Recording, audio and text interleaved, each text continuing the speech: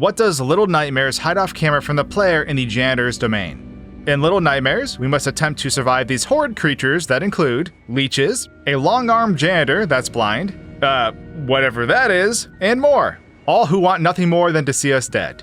This game is dark, so as you may have guessed, there's quite a lot hidden off camera and out of bounds, amongst other things. So I hope you enjoy this breakdown. When you're roaming around a scary environment, sometimes you need to put on a little music to take the edge off. Luckily Raycon, the sponsor of today's video, has your back. Raycons are great because they are wireless, sound superb, and they don't budge regardless of how much you shake around or move, even when getting chased in the dark. And you don't have to pay an arm and a leg for a high level of sound quality. Raycon's smart tech listening earbuds are half the price of other earbuds, so you can get a pair and a spare and still pay less than some of the big brand names out there. That's a scary deal. And let me tell you, having multiple pairs, like one for traveling, helps out a ton. Raycons are also pretty durable, as they're both sweat and water resistant. They're built to withstand those unfortunate times when your earbuds might have gone through the washing machine. And with a variety of sharp colors like carbon black, flare red, rose gold, and electric blue, coupled with their stereo sound and passive noise isolation, it's a pretty slick package.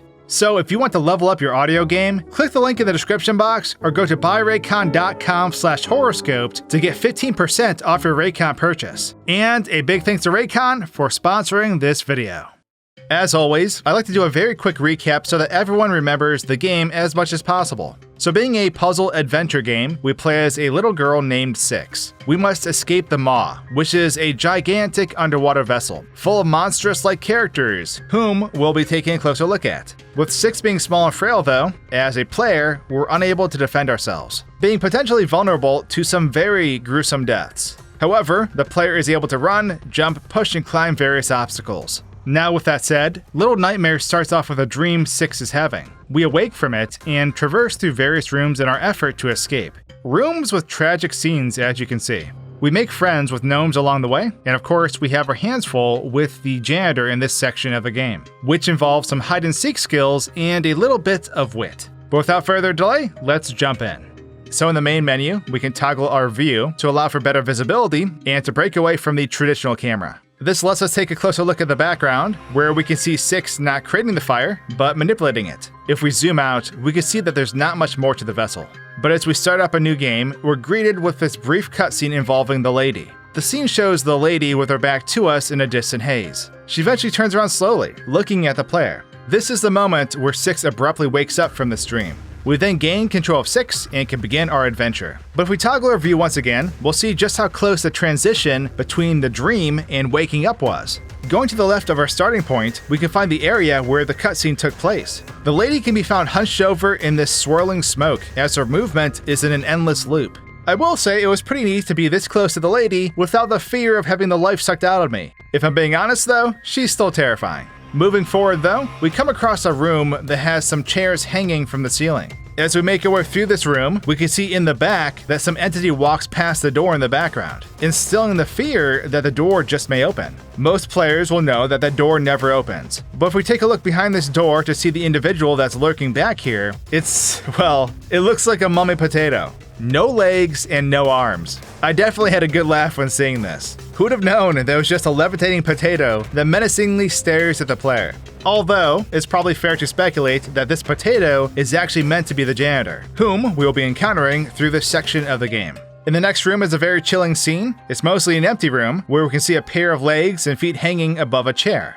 Like I said, chilling. We normally can't look up high enough to see this individual's face, but if we break that barrier, we can see that this hanging man has no head. Obviously, this makes sense given the fact that we can never actually see this. As we progress though, Six enters a longer room where there is a refrigerator towards the end of it. Normally, when we open the fridge, it causes a gnome to come running out from behind it, exiting off screen. While I was exploring off camera, I noticed a gnome standing on a platform off in the distance. From what I can see, as soon as I open the fridge, this gnome on the platform teleports. So there are technically two separate gnomes. This technique, with having the gnomes on these platforms, is used quite frequently throughout the game, as it is less taxing to spawn all your assets in when the map loads versus making something appear.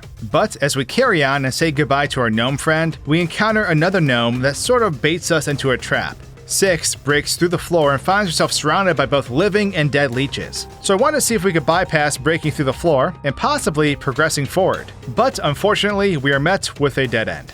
As we navigate further into the mall though, we get our first glimpse of the janitor. Normally, we enter this area and the camera moves outward, allowing us to look up and see him.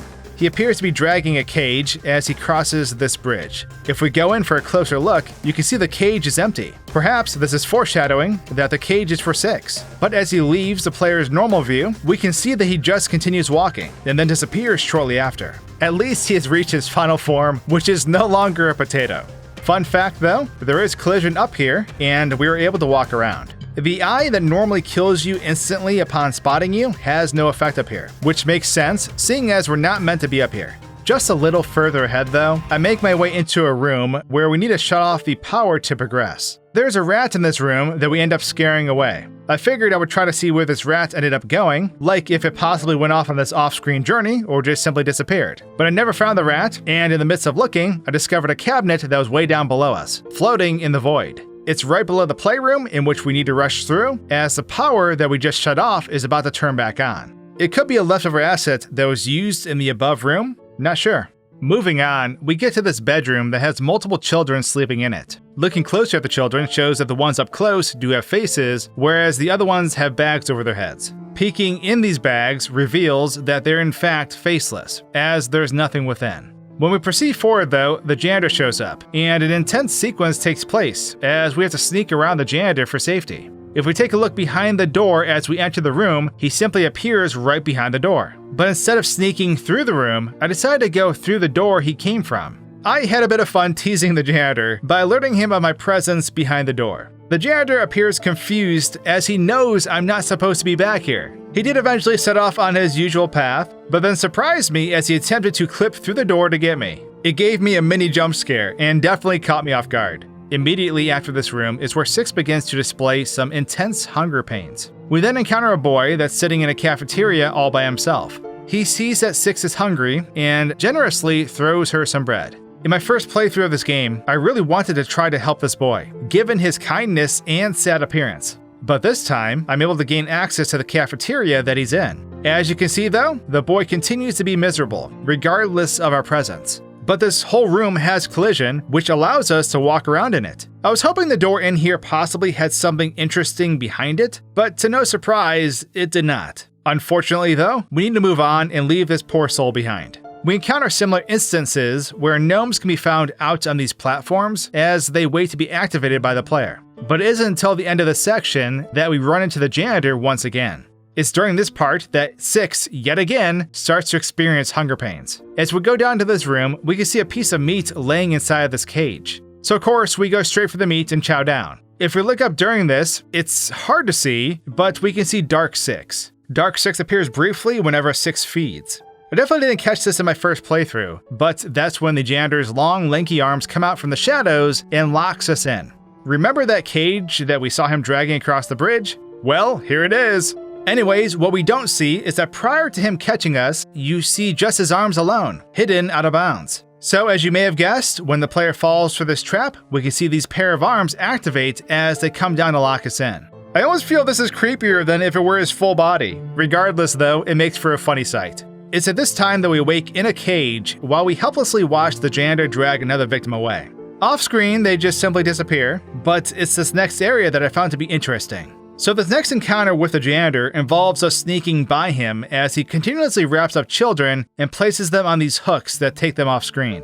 It's definitely an anxiety-inducing situation, but let's take a closer look at the work he's doing. We can see that once he places a child on the table, they begin to slide towards the back of it. Eventually, they clip through the wall and go further back out of bounds. I noticed that the child out of bounds goes into a fetal position as the janitor begins to lift the wrapped body to the hook. It's only until the janitor reaches into the cage for another child that we see the one out of bounds disappear and reappear in the hand of the janitor yet again. So essentially he's wrapping up the same kid over and over and over. Talk about the roll of a lifetime. But after escaping the janitor once again, we make our way through a series of events, make a friend, and then find ourselves in this room filled with shoes. For as simple as this part is, it still gives me just as much anxiety as any other creature in this game. In this room, we must evade a creature lurking under the shoes. It's pretty terrifying as this explosion of shoes chases you down. Unfortunately, even with taking a closer look, we can see that there is nothing under the shoes. But I thought it was pretty cool that we were able to see what happens to Six when this shoe monster, as we call it, kills her. She just sort of helplessly floats in the void, left to ponder on how she got in this position to begin with.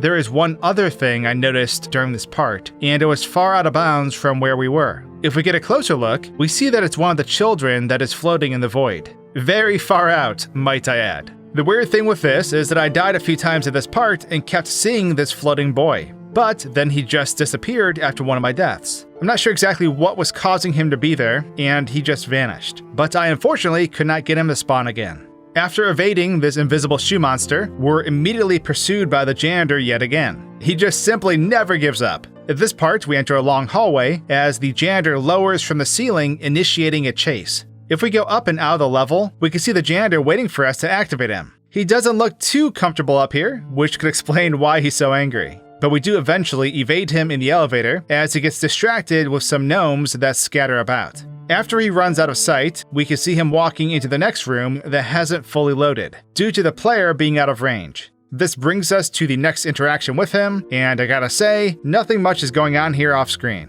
Although, once we evade him at this part, he walks to a door and leaves the room. Here, we can see he enters this closet-sized room and briefly contemplates on his life choices, right before disappearing. Carrying on, the next interesting section is where we are traveling through this small path and end up getting ambushed by the janitor. His hands come reaching through the walls, and you have time to escape as he's reaching for you. However, going back here with the camera shows not only one janitor, but two. It's pretty funny looking, as the arms they aren't using appear to possibly be broken. I managed to get back here and found out the hard way that those hands are very much active. Rest in peace. After this though, we have our final encounter with the janitor as he chases us into this small room. Here, we have to evade his hands and attempt to pull the cage apart that's holding the door open. After some dancing around with these hands, the player breaks the cage, chopping off the janitor's arms in the process. Unfortunately, as we do this, beyond our normal scope, the janitor simply disappears. This makes sense, of course, but one could say we still get the satisfaction of watching the janitor as we delete him from existence. But this concludes our out-of-bounds journey through Little Nightmares in the janitor area. I hope you all enjoyed this video. Subscribe right now to see my next Little Nightmares video as soon as it drops, and I'll see you all real soon. Cheers!